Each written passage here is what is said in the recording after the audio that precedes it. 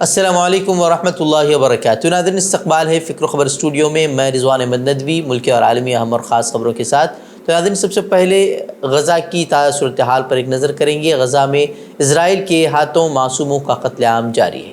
غزہ کے خان یونس علاقے میں ہوئی بمباری میں 14 افراد ہلاک ہوئے ہیں اور متعدد افراد زخمی بتائے جا رہے ہیں۔ در اثنا نور شمس پناہ گزین کیمپ میں بھی اسرائیلی افواج نے ظالمانہ چھاپہ مار کارروائی انجام دی ہے۔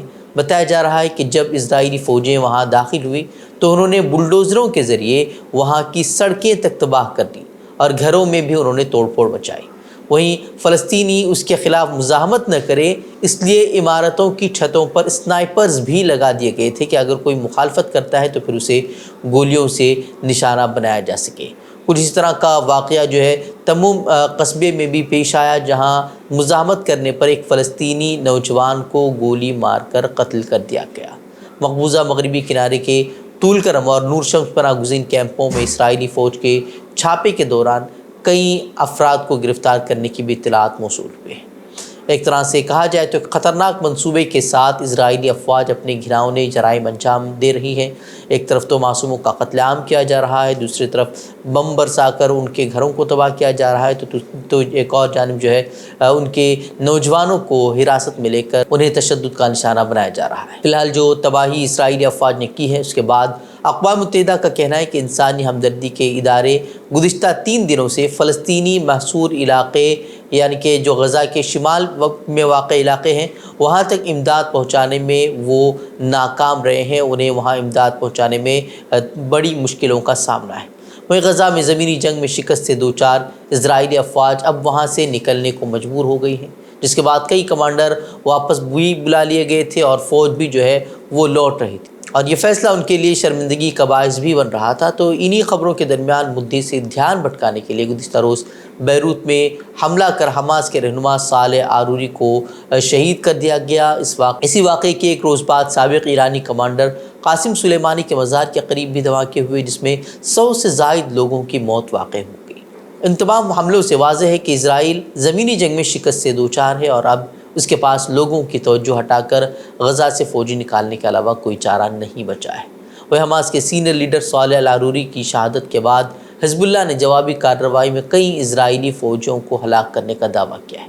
وہ اسرائیل کی اس جرات کے بعد مشرق وسطیٰ میں کشیدگی بڑھ گئی ہے۔ فرانس نے تحمل کی اپیل کی ہے، جبکہ اقوام متحدہ نے متنبہ کیا ہے کہ مزید کشیدگی خطے کے لیے سب تباہ کن ثابت ہوگی۔ اسی بیچ حماس نے جوابی کارروائی کی دھمکی دی ہے اور اسرائیل کے ساتھ یرغمالیوں کی رہائی سے متعلق مذاکرات معطل کرنے کا بھی اعلان کر دیا ہے۔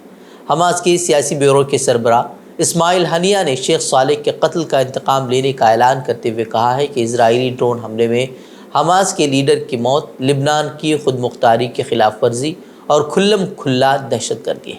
انہوں نے کہا کہ العارuri کا قتل اسرائیل کی بزدلانہ دہشت گردی اور منظم جارحیت ہے اور حماس اس جارحیت پر خاموش نہیں رہے گی بلکہ اس کا بدلہ لیا جائے گا، جبکہ خود اسرائیل بھی جوابی کارروائی کے اندیشوں میں مبتلا ہے اور اس نے اپنی فوجیوں کو مزید الرٹ کرتے ہوئے ہر طرح کی صورتحال کے لیے تیار رہنے کی بھی ہدایت دی ہے۔ وہیں حزب اللہ نے بیروت میں حملے کے جواب میں کئی اسرائیلی فوجیوں کو موت کے گھاٹ اتارنے کا بھی دعویٰ کیا ہے۔ بہر صورت حزب اللہ کے سربراہ حسن نصر اللہ نے خبردار کیا ہے کہ العارuri کا قتل سزا کے بغیر نہیں چلے گا۔ اگر دشمن لبنان کے خلاف جنگ چھیڑنے کا سوچتا ہے تو ہماری لڑائی بغیر کسی حد کے اور بغیر کسی اصول کے ہوگی، اور وہ جانتے ہیں کہ اس سے میرا مطلب کیا ہے۔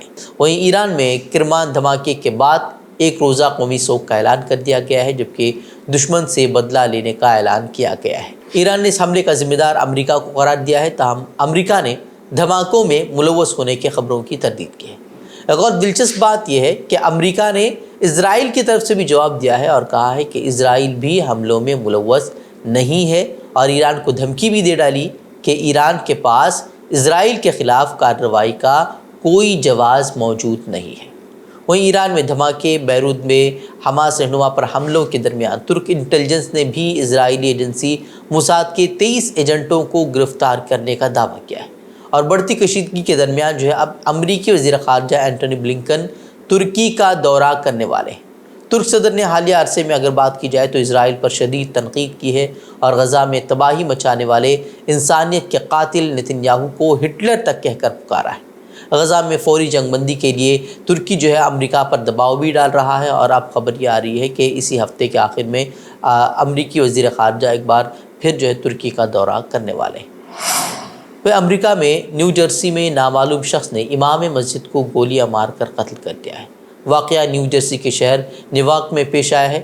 مقامی وقت کے مطابق صبح 6 بجے کے قریب نامعلوم شخص نے محمد نیواک نامی مسجد کے باہر امام حسن شریف کی گاڑی پر فائرنگ کر دی۔ مقامی پولیس کے مطابق فائرنگ کے نتیجے میں مسجد کے امام کو تشویشناک حالت میں مقامی اسپتال لے جایا گیا، جہاں انہوں نے دوران علاج دم توڑ دیا، جبکہ ملزم پولیس کی گرفت سے باہر ہے۔ وہیں رپورٹس کے مطابق فائرنگ کی وجوہات ابھی کا علم نہیں ہو سکا ہے، جبکہ پولیس نے علاقے کو گھیرے میں لے کر گھر گھر تلاشی اور تفتیش کا آغاز بھی کر دیا ہے۔ وہیں نیو جرسی کے اٹارنی جنرل نے ایک بیان میں کہا ہے کہ ایک ایسے وقت میں جبکہ مسلم کمیونٹی کے خلاف تعصب کے واقعات میں اضافہ ہو رہا ہے، ہم مانتے ہیں کہ فائرنگ کا یہ واقعہ ہماری ریاست میں خوف اور خدشات کو بڑھا دے گا، اور کہا کہ واقعے کی تفتیش جاری ہے۔ بین الاقوامی بازار میں خام تیل کی قیمت میں جاری گراوٹ کے باوجود ہندوستان میں پیٹرول اور ڈیزل کی قیمتیں کم نہیں ہو رہی ہیں۔ حالانکہ پیٹرول ڈیزل کی قیمتوں میں کمی کی قیاس آرائیاں کی جا رہی تھی، لیکن مودی حکومت نے ان قیاس آرائیوں پر فل سٹاپ لگا دیا ہے۔ مرکزی وزیر برائے پیٹرولیم ہردیپ سنگھ پوری نے بدھ کے روز صاف لفظوں میں کہہ دیا کہ فی الحال پیٹرول ڈیزل کی قیمتوں میں تخفیف کی کوئی تجویز نہیں ہے۔ خام تیل کی قیمتیں ابھی بھی بہت زیادہ غیر مستحکم ہیں، اس طرح کی بات جو ہے وہ انہوں نے کہی ہے۔ حالانکہ اپوزیشن رہنما مسلسل الزامات عائد کر رہے ہیں کہ بین الاقوامی بازار میں تیل کی قیمتوں میں کمی کے باوجود اس کا فائدہ عوام کو نہیں مل رہا ہے۔ ان کا کہنا ہے کہ حکومت صرف ارب پتیوں کے لیے ہی کام کر رہی ہے۔ اتر پردیش کے وزیر اعلیٰ یوگی آدتیہ ناتھ اور ایودھیا کے رام مندر کو دھماکے سے اڑانے کی دھمکی دینے کے الزام میں اب 2 افراد کو گرفتار کیا گیا ہے۔ جن 2 افراد کو گرفتار کیا گیا ہے ان کا نام تہار سنگھ اور اوم پرکاش مشرا بتایا جا رہا ہے۔ انہیں گومتی نگر کے وبھوتی کھنڈ علاقے سے گرفتار کیا گیا ہے۔ انہوں نے مسلمانوں کو بدنام کرنے کے لیے عالم انصاری اور زبیر خان نام سے 2 جعلی ای میل آئی ڈی کو دھمکی آمیز پوسٹ بھیجنے کے لیے استعمال کیا تھا۔ مودی حکومت کی جانب سے ملک میں فرقہ وارانہ صف بندی کو مزید تیز کرنے کے لیے لوک سبھا الیکشن کے اعلان سے قبل رام مندر کا افتتاح اور اب متنازع شہریت ترمیمی قانون یعنی کہ CAA کے نفاذ کی تیاریوں پر شدید برہمی ظاہر کی جا رہی ہے۔ کانگریس کے سینئر لیڈر اور ایڈوکیٹ منیش تیواری نے CAA کے تعلق سے کہا کہ ملک کے آئین کے مطابق مذہب کبھی بھی شہریت دینے کی بنیاد نہیں بن سکتا، اس لیے جو قانون نافذ کرنے کی بات ہو رہی ہے وہ ملک کے آئین سے متصادم ہے اور اسے ہر قیمت پر روکا جانا چاہیے۔ وہیں MIM سربراہ اسد الدین اویسی نے بھی اس قانون کے نفاذ کی سختی سے مخالفت کی ہے اور کہا کہ ہم صرف CAA کی مخالفت نہیں کر رہے ہیں بلکہ اس کے ساتھ ساتھ NRC اور NPR کو جوڑنے کی مخالفت بھی کر رہے ہیں۔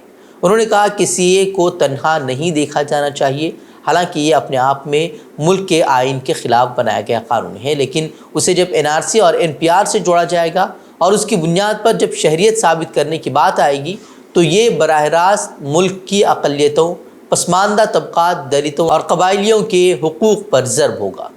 اویسی کے مطابق CAA کا نفاذ اس سلسلے کی پہلی کڑی ہے، اس کے بعد NRC کیا جائے گا اور ساتھ ہی NPR ہوگا۔ ان تینوں کی مدد سے ملک میں جو ہنگامہ برپا ہوگا BJP وہی چاہتی ہے۔ ویسے وزیر داخلہ امت شاہ پہلے ہی کرونالوجی کی بات کر چکے ہیں، جس سے صاف ظاہر ہوتا ہے کہ حکومت کی منشا کیا ہے۔ It is a law which has been made on the basis of religion, and please understand that CAA must be read with and understood with NPR and NRC, which will lay down conditions of the to lay down conditions to prove your citizenship of this country. And I'm telling you, if that happens, it will be a grave injustice, especially to the Muslims, to the Dalits, and to the especially poor people of India, irrespective of which caste and religion they belong to. It is unconstitutional because it is made on religion. Secondly, it has to be understood with NPR and NRC. مسلمانوں کے خلاف گورکشا دلوں کی غنڈہ گردی کم نہیں ہو رہی۔ آئے دن مسلم ڈرائیوروں کو گورکشا دلوں کی جانب سے زیادتی کا نشانہ بنایا جا رہا ہے۔ خاص طور پر ہریانہ میں گورکشکوں کے حوصلے بلند ہیں، جہاں مویشی پروری سے وابستہ مسلمان ان کے نشانے پر ہیں۔ تازہ معاملہ ہریانہ میں 2 مسلم ڈرائیوروں کی بے رحمی سے پٹائی کا ہے۔ سوشل میڈیا پر پٹائی کا ویڈیو وائرل ہو رہا ہے۔ اس دوران شدت پسندوں نے 2 مسلم ڈرائیوروں کو بے دردی سے پیٹا اور جے شری رام کے نعرے لگانے کو مجبور کیا۔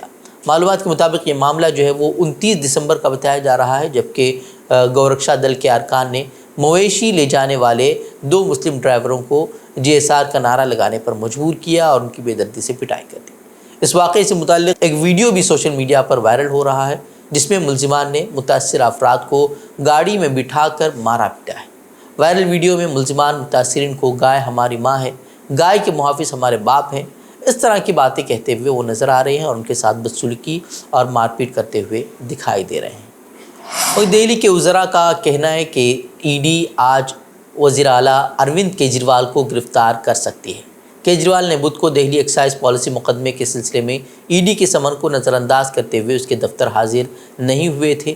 سوشل میڈیا پلیٹ فارم پر بھردواج نے اپنی پوسٹ میں کہا کہ سنا ہے کہ کل صبح ED وزیر اعلیٰ اروند کیجریوال کے گھر پہنچ کر انہیں گرفتار کرنے والی ہے۔